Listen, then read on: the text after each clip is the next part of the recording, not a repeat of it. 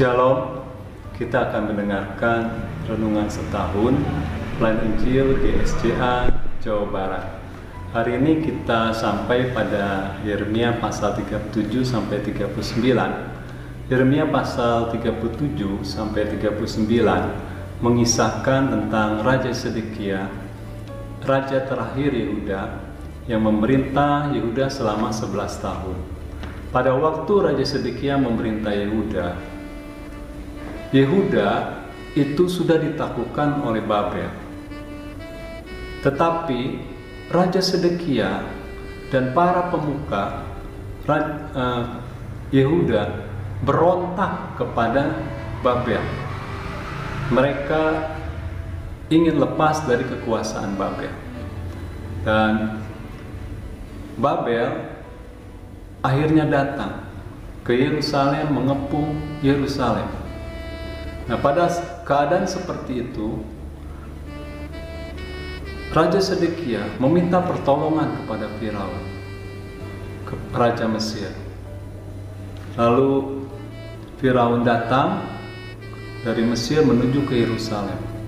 Ketika Raja Babel mengetahui Firaun sedang menuju ke Yerusalem, mereka angkat kaki dari Yerusalem.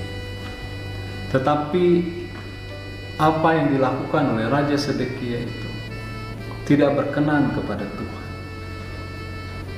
Tuhan berfirman kepada Raja Sedekia melalui Nabi Yeremia, "Beginilah firman Tuhan Allah Israel kepada Raja Yehuda yang menyuruh kamu kepadaku untuk meminta petunjuk. Harus kamu katakan begini, lihat, antara Firaun yang telah berangkat keluar untuk membantu kamu akan kembali ke negerinya, ke Mesir. Tetapi orang-orang Kasdim akan datang kembali memerangi kota ini, merebutnya dan menghanguskannya dengan api." Yehuda dikepung oleh Babel itu karena dosa-dosa Yehuda. Tuhan sebetulnya menghendaki Yehuda bertobat dari dosa-dosanya, bukan meminta pertolongan kepada Mesir, kepada Firaun. Oleh karena itu, Tuhan berketetapan ingin menyerahkan Sedekia dan rakyat Yehuda kepada Babel karena mereka tidak mau bertobat.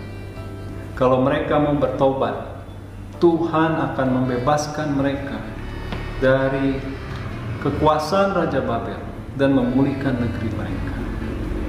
Tapi karena mereka tidak mau bertobat, Tuhan menyerahkan mereka kepada Babel. Dan apa yang dikatakan Tuhan ini menjadi kenyataan. Pada tahun ke-9 pemerintahan Raja Sedekia, Raja Babel dan pasukannya kembali datang ke Yerusalem, mengepung Yerusalem. Dan setelah dikepung selama 1 tahun 6 bulan, tembok Yerusalem terbelah. Pasukan Babel masuk menyerbu dan menghancurkan kota Yerusalem. Sedekia melarikan diri, tetapi dia berhasil ditangkap dan dibawa kepada Raja Babel. Di hadapan Raja Babel, anak-anak Sedekia disembelih. Demikian juga dengan para pemuka Yehuda. Mereka dibunuh di hadapan Raja Babel. Lalu Sedekia dibutakan matanya, dibelenggu dan dibawa ke Babel. Selain itu, seluruh kota Yerusalem dihancurkan, rumah-rumahnya dibakar, demikian juga dengan istananya, dan seluruh rakyat dibawa ke pembuangan. Dengan demikian berakhirlah kerajaan Yehuda karena mereka tidak mau bertobat kepada Tuhan. Saudara-saudara, dari peristiwa ini, dari kisah ini, kita belajar bahwa Tuhan menghendaki manusia bertobat dari dosa-dosa. Dosa menimbulkan banyak persoalan. banyak masalah di dalam kehidupan manusia, sama seperti yang dialami oleh kerajaan Yehuda pada waktu itu.